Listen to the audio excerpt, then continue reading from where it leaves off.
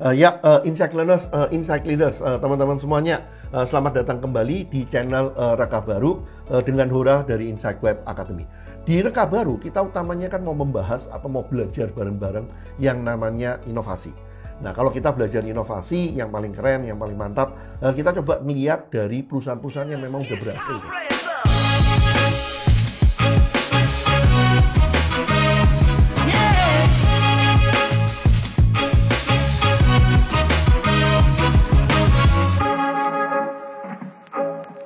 Teman-teman, Insight Leaders, Insight Learners. Kalau kita mau belajar inovasi, itu kan temanya channel kita YouTube Reka Baru ini ya.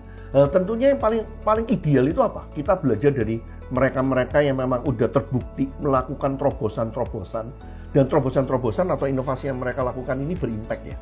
Dan kalau kita lihat lagi, salah satu tema yang udah mungkin berjalan 10-20 tahun terakhir ini, itu menjadi semacam suatu trending ya, bahwa dunia itu harus berubah atau akan berubah. Itu kan kita ngerasain sendiri sekarang, climate change. Apa yang kita lihat di Jakarta deh, dulunya yang namanya langit biru, sekarang langitnya kan jadi abu-abu kotor ya.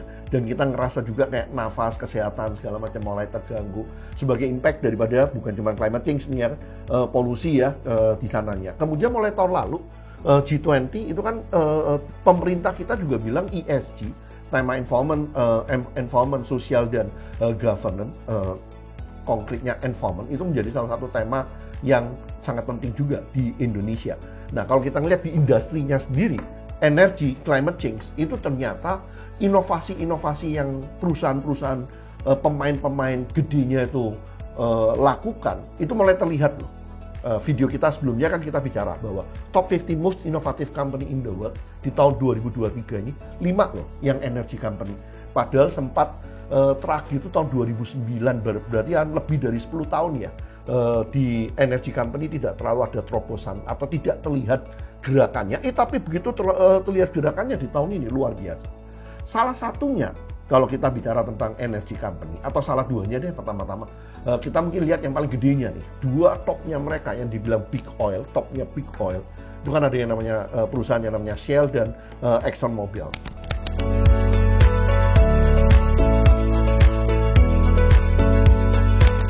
Kita pilih di video ini untuk kita coba ulik Shell, karena kalau kita ngelihat ya, di dalam rankingnya sih memang 2023 Exxon Mobil ranking 15, Shell ranking 23 ya.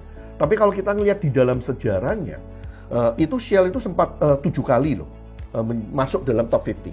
Sedangkan Exxon Mobil itu hanya 4 ya di dalamnya. Kalau di dalam ini kan ini ya. Apalagi untuk kita Indonesia mungkin Shell itu lebih menarik karena ternyata kan tahu nggak, Shell itu sebelumnya kan berasal dari Shell, itu adalah trading company di UK, satunya lagi Royal Dutch, itu adalah perusahaan Belanda yang menemukan minyak di Indonesia, itu kemudian menjadi Royal Dutch, dan itu adalah salah satu operation mereka itu ternyata ada di Indonesia.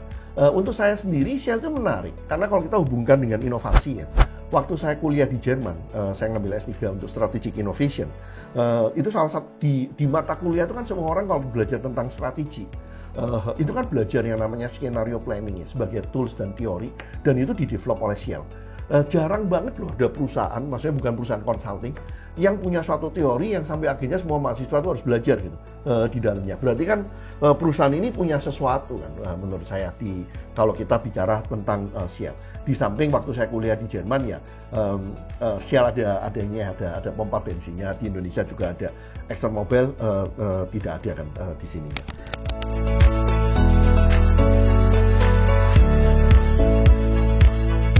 Nah, kalau kita ngelihat dari sana tentang Shell sendiri, kalau kita mau memahami tentang inovasi, mungkin kita coba ngelihat visi misinya dia ya.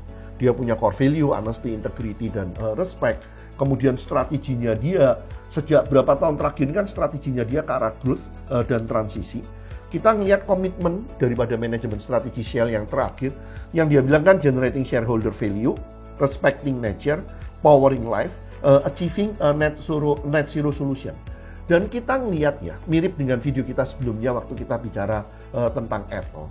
Perusahaan-perusahaan yang mementingkan net zero emission, ataupun bilang bahwa kita ini go green, kita ini akan memperhatikan sustainability. Mereka selalu menekankan juga sustainable itu tidak bisa tanpa profitability ya. Walaupun kita tidak bicara tentang maximizing profit ya, tapi dua ini itu tidak bisa satu tanpa yang lain loh. Kalau untuk perusahaan-perusahaan macam Shell ataupun apa yang kita ngelihat dengan case-nya Apple ya. Dan di sini Shell melakukan cukup konsisten ya, achieving net zero emission dengan apa gerakan-gerakan inovasi yang dia lakukan. Nanti kita akan bicara tentang apa yang mereka lakukan di new and renewable energy. Contoh-contohnya, apa yang dia lakukan untuk tetap generate the money ya di old business-nya dia, oil and gas.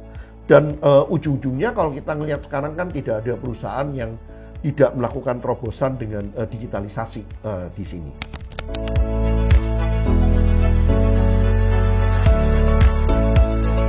Mungkin kita lihat satu-satu deh. Buat saya yang menarik adalah dalam transisi energi dibandingkan dengan big oil yang lain. Di sini kan Shell itu cukup konsisten dan sangat masif masuk di dalam charging business. Dan dia kalau di charging business itu nggak nanggung-nanggung loh. Dia kan bilangnya itu mulai dari ujung ke ujung ya. Mulai dari kayak bagaimana memproduce green energy, dia beli. Nah, harus ada beberapa dia bangun sendiri tapi cukup banyak dia beli. Sampai dengan ininya charging stationnya dia beli. Awal tahun ini kalau nggak salah statementnya itu kan mereka akan dengan sangat masif membangun charging station di China. Ya, tentunya pasarnya China ya. Pasarnya China kan memang mobil listrik yang ada di China itu banyak banget kan. Dia komit kalau nggak salah sekitar angka 3.000 ya. Charging station yang dia akan bangun, dan dia langsung gandeng kan yang benar-benar pemain EV terbesarnya Cina ya. Dia kerjasama dengan BYD untuk charging station ini.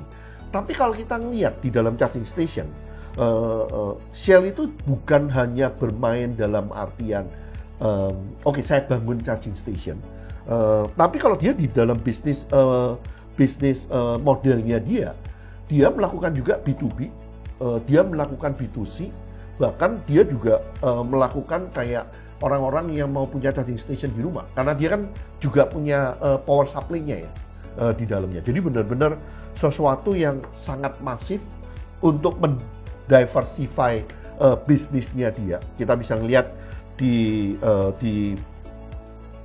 dalam listnya ya, apa yang Shell kerjakan dalam konteks new and renewable energy. Itu mulai dari solar panel, wind panel, sampai dengan distribusinya, dan terakhir ke charging stationnya dia kerjakan semua kan itunya. Di sininya untuk mendiversify dan menjustify bahwa dia akan mencapai targetnya dia di tahun 2030 ya, dia akan mencapai net zero emission ya. Jadi sangat masif di dalam konteks charging station.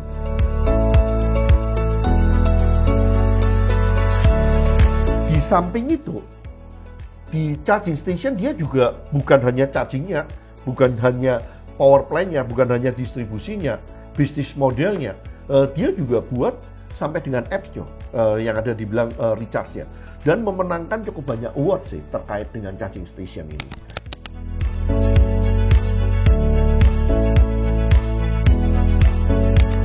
Tapi bukan hanya di charging station loh. Kalau kita ngelihat sekarang kan semua orang bicara tentang AI. Kalau kita tahu AI itu kan menjadi attention umum di seluruh dunia, utamanya karena OpenAI. OpenAI kan kira-kira bulan November-Desember tahun 2022 ya.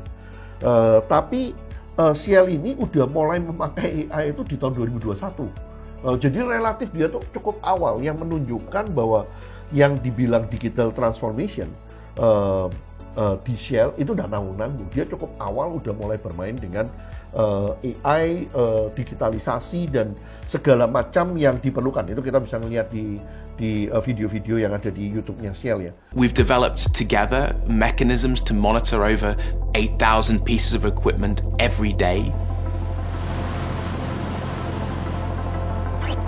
We've been able to expand the scope from just valves. There's literally hundreds of use cases. We also now collect quite a lot of data, and we collect data using robotics. They can monitor the position of hand valves. They can detect leaks, gas leaks, but also liquid leaks. They are really helping the operators doing their daily routines. Yang dia menjanjikan dengan digital transformation ini tentunya yang pertama adalah bisa lebih hemat, cost reduction. Kemudian dia mencoba benar-benar bisa memanfaatkan adanya computing power, memanfaatkan kemajuan teknologi sampai dengan accessibility-nya juga dikerjakan di sininya.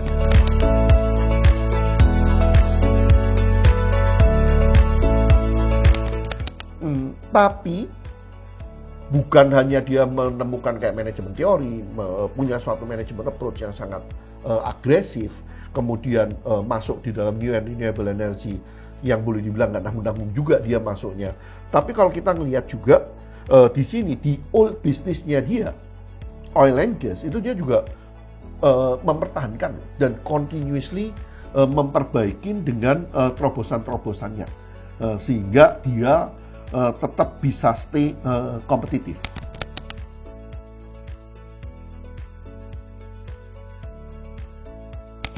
Oke, kalau secara umumnya kita melihat bahwa yang namanya inovasi, terobosan-terobosan di dunia energi, di industri energi, sekarang ini mencapai suatu titik yang competitionnya itu semakin tough ya, dan hasilnya mulai terlihat. Baik di dalam konteks new and renewable energy, hampir semua perusahaan kayaknya ada kata-kata dia akan komit ke net zero emission. Kemudian di old bisnisnya oil and gas tetap ada suatu inovasi-inovasi terobosan yang tetap dikerjakan. Karena kan harga energi itu harus turun terus. Kebutuhan energi naik dan pada dasarnya yang ada itu memang ya terbatas.